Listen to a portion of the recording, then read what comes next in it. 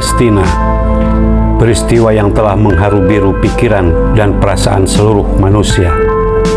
Ledakan, tangisan, darah, dan kelaparan. Ambisi, nafsu, amarah, dan kekecewaan. Sejarah, ideologi, dogma, politik, dan kemanusiaan. Berkeliling, berkelindan, seperti tawaf atas keyakinan masing-masing. Israel dan Palestina. Sudah beribu forum dibuat, sudah beribu naskah dituliskan untuk menghentikan pertengkaran dan biaya jutaan dolar. Beratus karya seni dilahirkan merespon ambisi dan amarah tak berkesudahan. Puisi, lagu, seni rupa menyuarakan perdamaian. Barangkali sulit untuk menemukan kebenaran sejarah yang sudah berkelindan dengan propaganda dan intrik media. Sebuah dunia simulasi algoritma, simulakrum. Dalam sebuah simulakrum, setiap orang hanya dapat berpegang pada satu hal, kemanusiaan.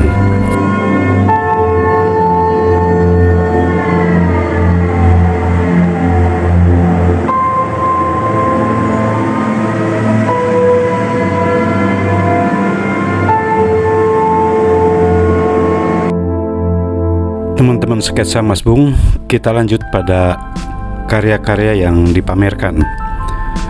Barangkali atas dasar kemanusiaan itu pula 108 perupa ini merespon isu Palestina dalam sebuah pameran.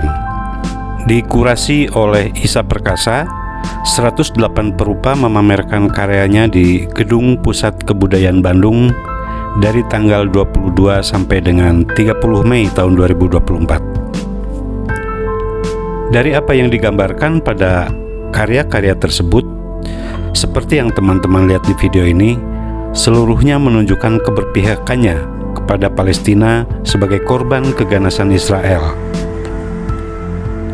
Beragam ungkapan melalui lukisan ditampilkan.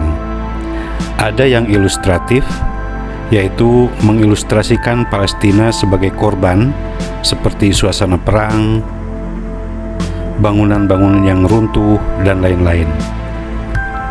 Lukisan-lukisan seperti ini mudah untuk ditangkap maksud penggambarannya, karena berelasi langsung dengan persepsi kita tentang perang Palestina itu.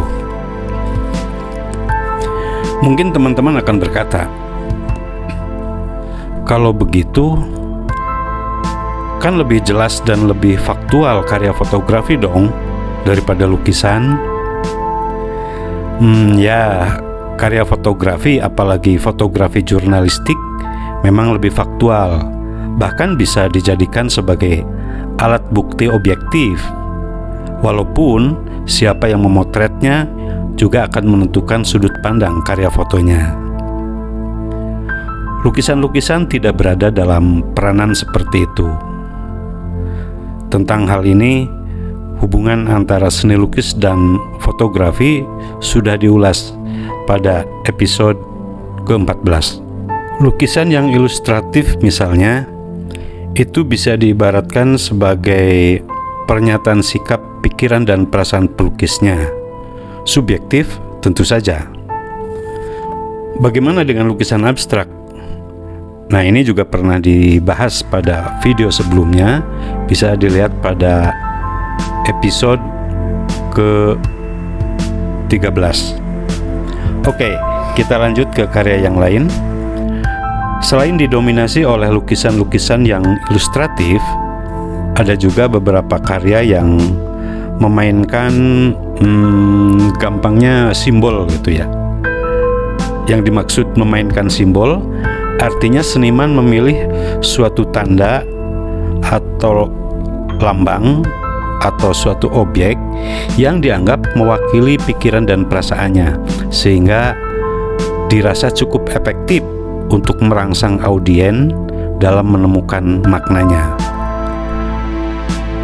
mengapresiasi lukisan yang memainkan simbol ini itu cukup menarik, karena dalam hal ini terjadi suatu proses bagaimana semacam memecahkan sandi atau disebut penyandian.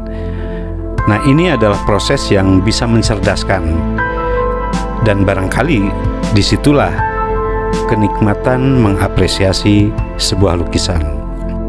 Nah, teman-teman, saya tawarkan kepada teman-teman untuk melakukan penyandian pada salah satu karya di video ini. Yang pertama, karya Fatih Jagat-Raya yang berjudul Perjamuan Genosida.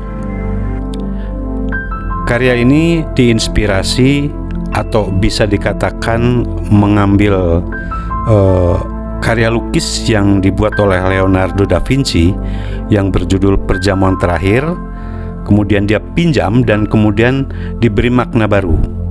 Nah, silakan coba teman-teman tulis di komen kira-kira apa maksud atau makna dari lukisan karya Fatih Jagat-Raya ini.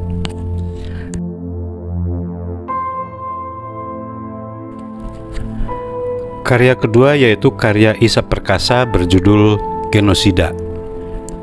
Karya ini merupakan pertinggalan dari performance Isa Perkasa yang dilakukan pada saat pembukaan pameran.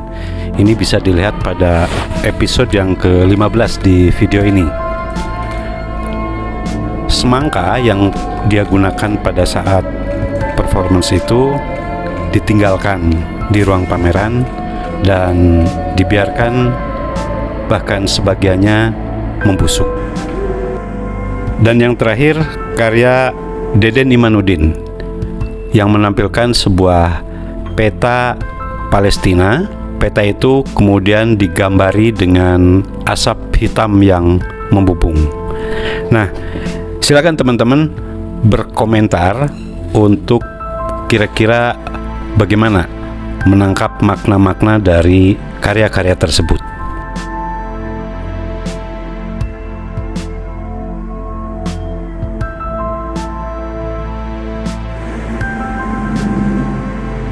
Oh ya, saya ada sedikit catatan pada pameran ini, yaitu tampilnya 3 karya lukisan karya anak-anak.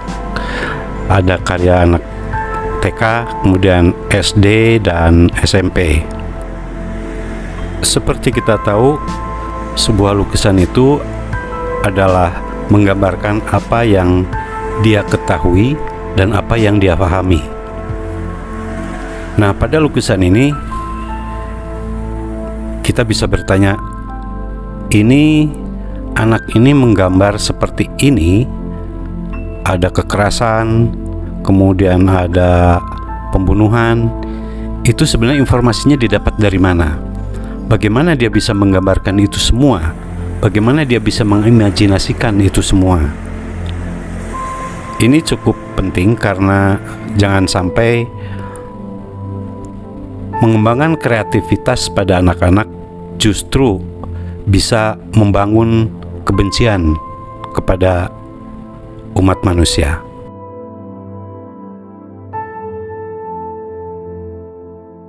Tentang Palestina di Australia, mereka masih berpikir bahwa tentang Palestina ini banyak yang beranggapan ini perang agama orang Australia seperti itu. Tapi ketika dia menghadiri pas ada pameran di sini, itu lebih mengagetkan dia karena ini artinya malah lebih menarik karena ini yang melakukannya adalah seniman.